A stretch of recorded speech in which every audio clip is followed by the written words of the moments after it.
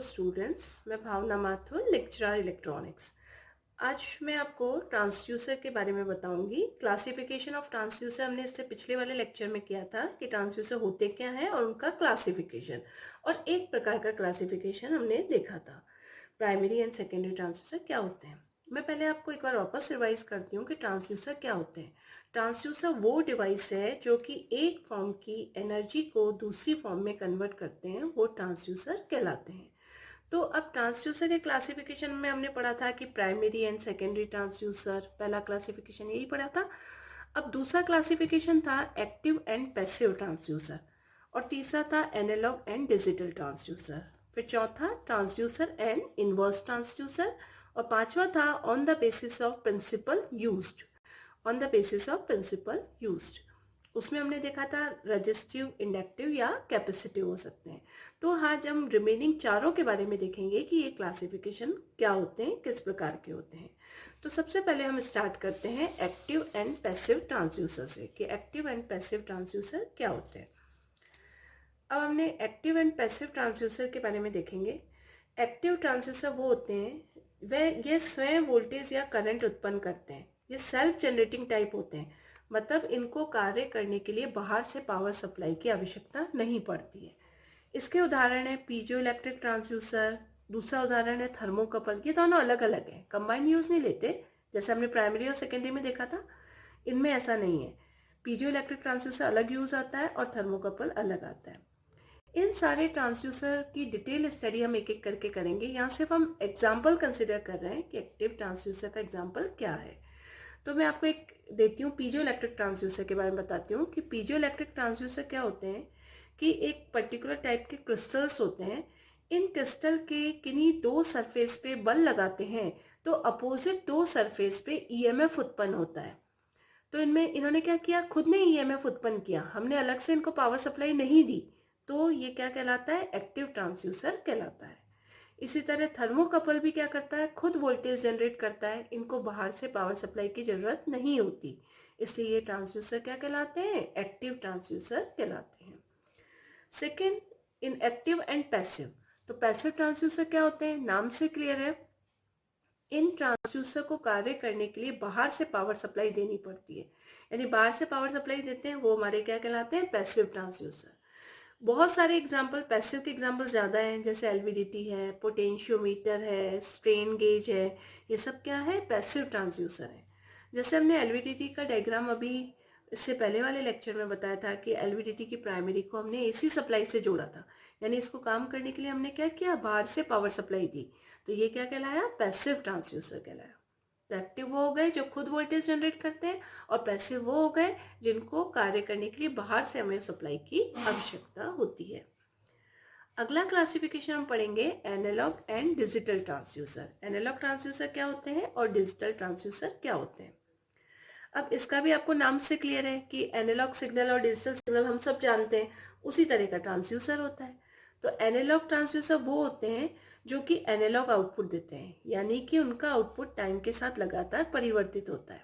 जैसे strain gauge है, LVDT है और थर्मोकपल है, इनका जो आउटपुट मिलता है वो कंटिन्यूसली टाइम के साथ वेरी करता है, इसलिए वो क्या कहलाते हैं, एनालॉग ट्रांसड्यूसर कहलाते हैं। अब इसमें डिजिटल ट्रांसड्यूसर क्या होते हैं।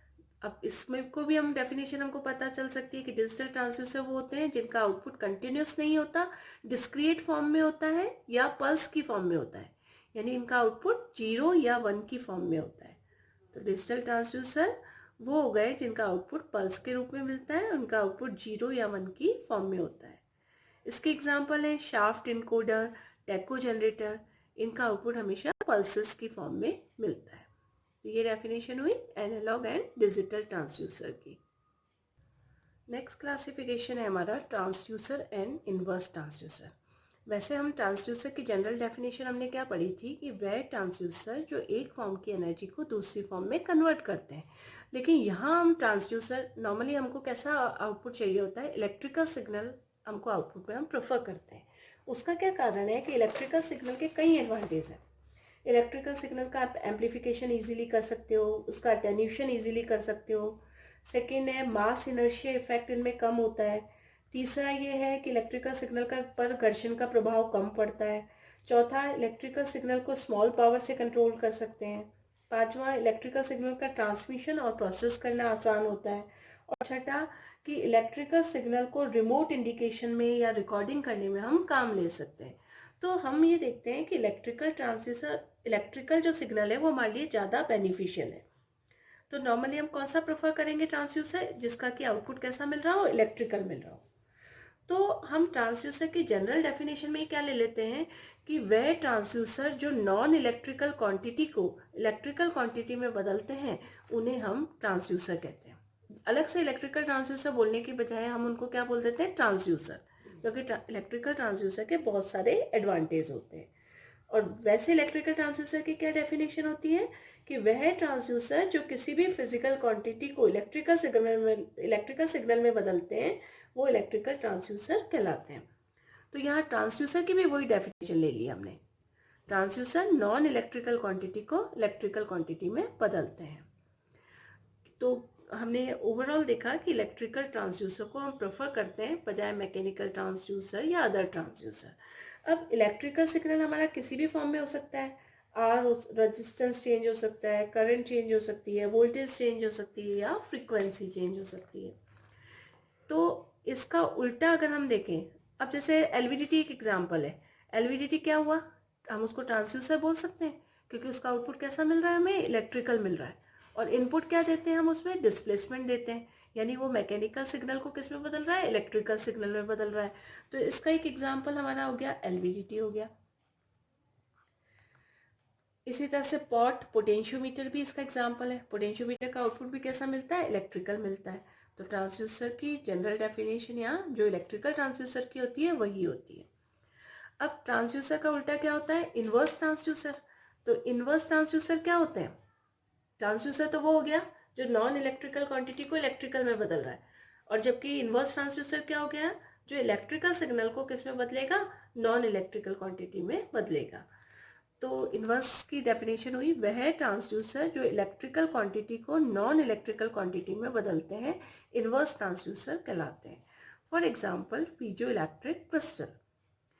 पीजो इलेक्ट्रिक क्रिस्टल में दोनों गुण होते हैं कि आप इनकी किन्हीं दो सरफेस पे बल लगाते हो तो ये ईएमएफ भी उत्पन्न करते हैं, और किन्हीं दो सरफेस के बीच में हम अगर वोल्टेज सोर्स लगाते हैं तो अन्य दो सरफेस के बीच में मैकेनिकल सिग्नल भी उत्पन्न होता है।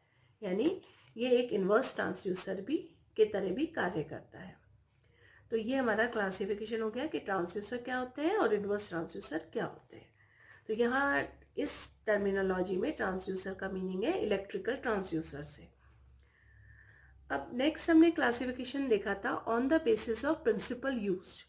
प्रिंसिपल हम तीन प्रकार के यूज ले सकते हैं इसमें, रेजिस्टिव, इंडक्टिव और कैपेसिटिव। मतलब जिन ट्रांसड्यूसर में रेजिस्टेंस चेंज होता है वो रेजिस्टिव ट्रांसड्यूसर हो गए। जैसे उदाहरण ले सकते हैं हम पोटेंशियोमीटर। पॉट के अंदर हम क्या चेंज होता है? रेजिस्टेंस चेंज होता है, तो वो किस कैटेगरी में आ गया? रेजिस्टिव ट्रांसड्यूसर में। यानी किस प्रिंसिपल पर, किस सिद्धांत पर वो आधारित है उस अकॉर्डिंग ये मेनली क्लासिफिकेशन। और भी टाइप्स हो सकते हैं इसके, लेकिन हमने मेन तीन किया है, resistive, inductive and capacitive. Inductive में एक का उदाहरण है जिसमें इंडक्टेंस चेंज होगी, तो उसमें हमने उदाहरण में देखा था एलवीडीटी। एलवीडीटी एक एग्जाम्पल है जो इंडक्टिव ट्रांसड्यूसर है। इसी तरह से कैपेसिटिव ट्रांसड्यूसर का उदाहरण है कैपेसिटिव ट्रांसड्यूसर, उसका नाम ही है कैपेसिटिव ट्रांसड्यूसर, जिसमें कैपेसिटेंस चेंज होती है उस अकॉर्डिंग हमारा इलेक्ट्रिकल आउटपुट चेंज होता है। तो हमने इससे पहले वाले लेक्चर और इन लेक्चर में हमने पढ़ा कि क्लासिफिकेशन ऑफ ट्रांसड्यूसर और उनकी डेफिनेशन। Thank you.